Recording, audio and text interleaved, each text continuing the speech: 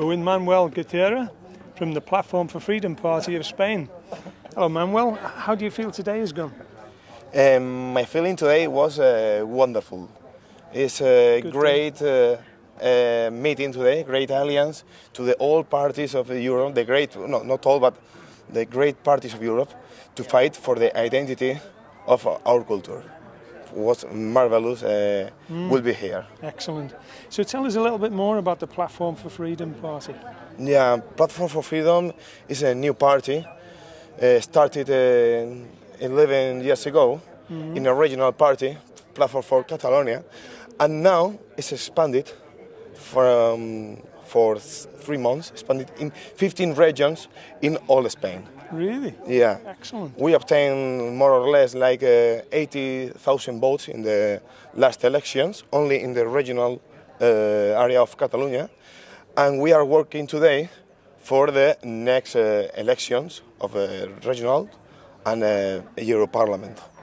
And you're striving to preserve the culture of not only Catalonia but the whole of Spain? No, it's the culture of the all Spain, of the all regions, and the identity of the all regions of Spain, and the Spain of a state, you know.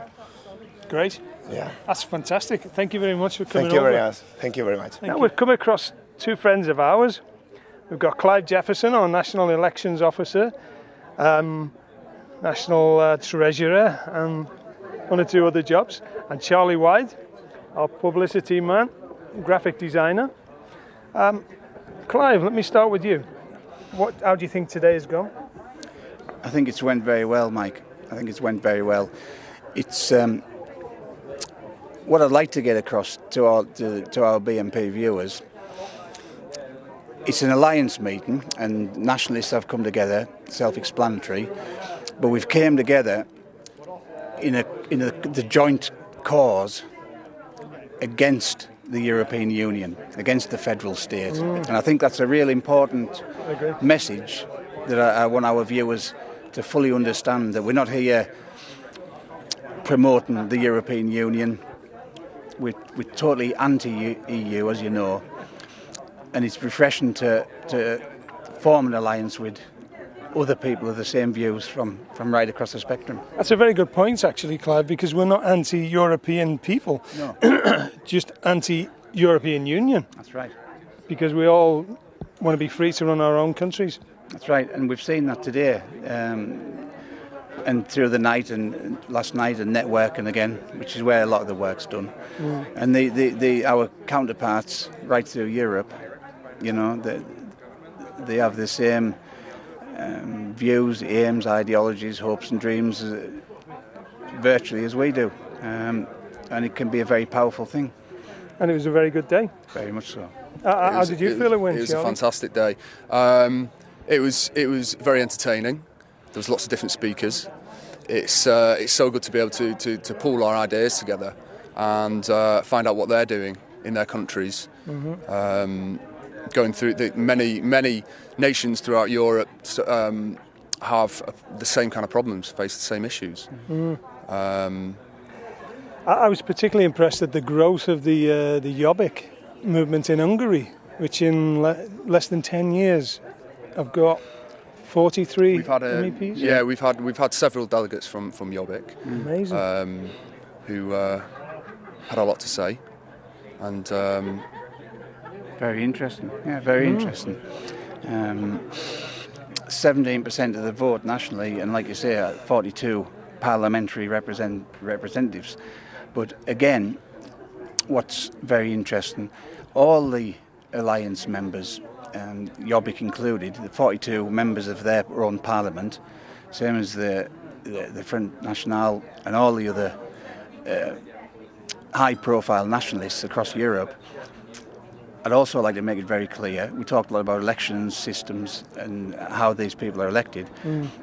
Britain's the last remaining area of first-past-the-post elections, and it's why we haven't got 42 all members. The others are PR then? All the others are PR. It's a very important, again, there's a lot of things that are obvious to people that work within the European Union framework, but not so much for our readers, our viewers and our members.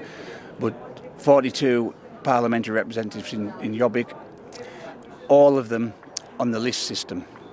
And we've talked a lot about the list system today, and I've done some calculations, and judging by the last national vote we had in the general election, if it was genuine PR, like the rest of Europe, we'd have had 40 members of parliament as well. I'm glad you told me that. You read my mind. I was going to ask you that question, so well done, Clive. So we'd be in the same league We'd be in the same league as them. And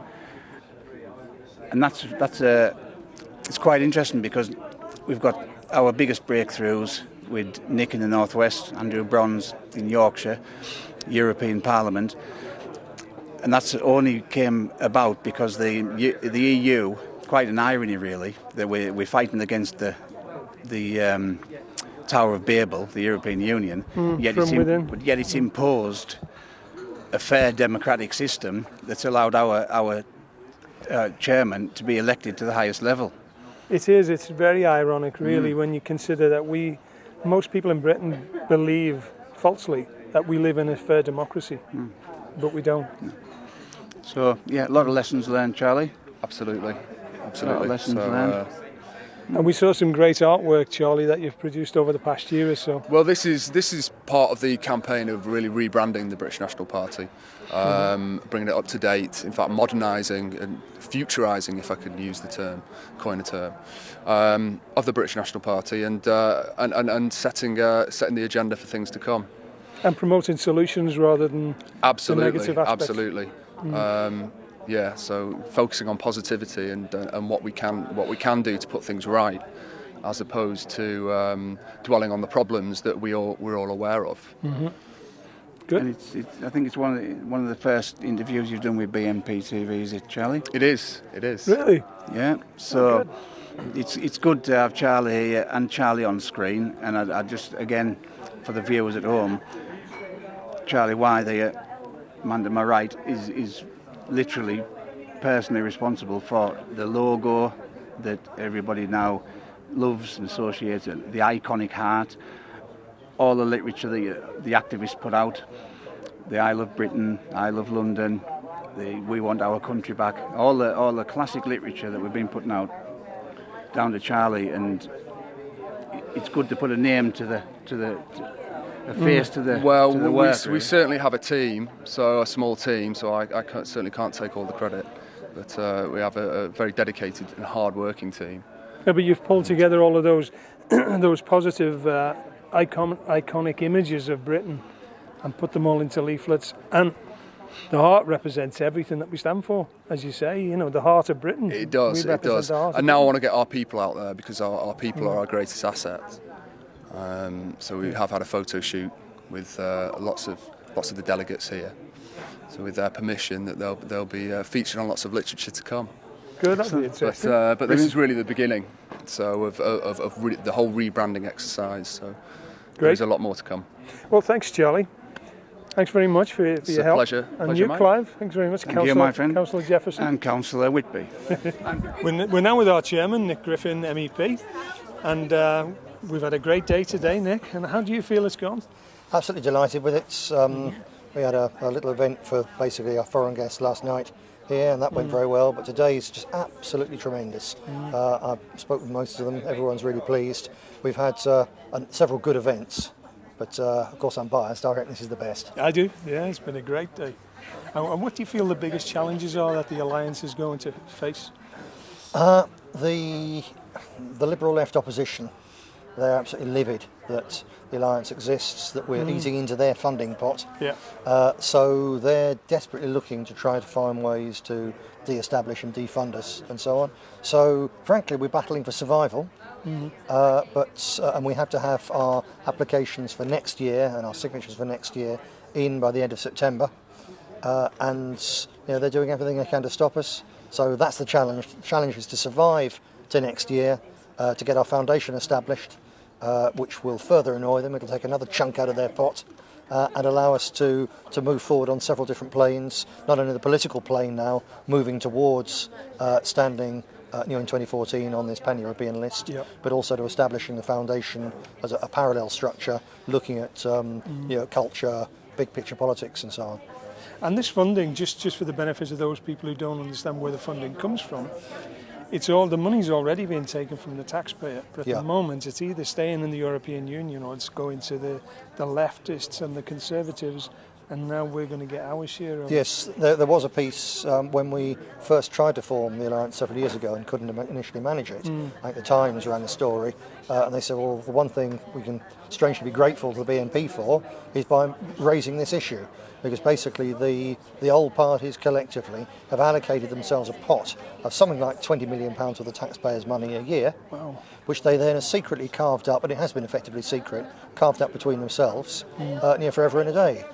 So I'd be delighted if the end result of all of this was they were to turn around and say, look, we don't want people like the BNP and so on getting money, we'll simply stop the whole thing. That'd be tremendous, and leave it with the taxpayers, because it's not justifiable at these times of economic hardship. The taxpayers had to fund political parties and politically inclined foundations. But as they are having to do it anyway, I'm very pleased to be able to say to our voters that we're getting a bit of a rebate back from your money, which would otherwise have gone to the Communist Party, to the Greens, to the Conservatives, to all these different people. We're now getting some of it back for nationalism. And this will allow us, the great challenge is to stand on a list in all the countries of Europe with candidates from at least 7 states, with half of them being women, because that's what we're forced to do, as we heard from Clive Jefferson earlier, and to stand and to build enough alliances with enough solid, decent people in each country so that we can cross the magic threshold and put 1 or 2 proper nationalists in amongst these extra MEPs to stand up for the things that matter to our voters.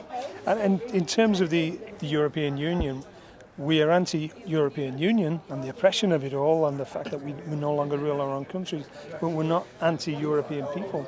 I think it's something, absolutely right. Very, very important to get across. One of the ways in which nationalism has been demonised, dehumanised, is to throw things back to past wars and say, if you're a nationalist, if you vote nationalist, you're going to fall out with people and all the rest of it. And the very fact that we can bring nationalists together and agree to work together in defence of common values, particularly the defence or the restoration of the individual freedoms which have been taken away from each of our countries. I think it's a tremendous thing to show the public who might be concerned that no, nationalism isn't about confrontation, conflict and potentially war. It's about people like us cooperating to get back our freedoms and get a decent deal for all our folk. Excellent. Okay. Well, it was a great day, Nick, and thank you very much for speaking to us.